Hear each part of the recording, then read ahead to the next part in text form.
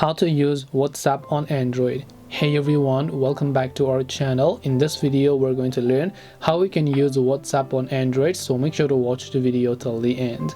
In order to basically use WhatsApp on Android, there's no really distinction between an Android and an iPhone. You can still use regardless of whatever device you're using. So first of all, you can obviously open up your Play Store and then you can simply search for WhatsApp.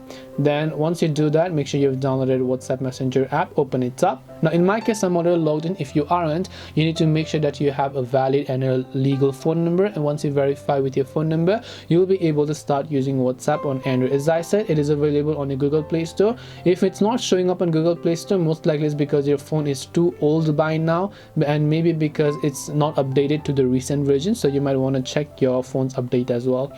So hope this video helped you. If you have got any questions, then feel free to also leave them down below. Thank you for watching till the end of this tutorial, and see you soon in the next video.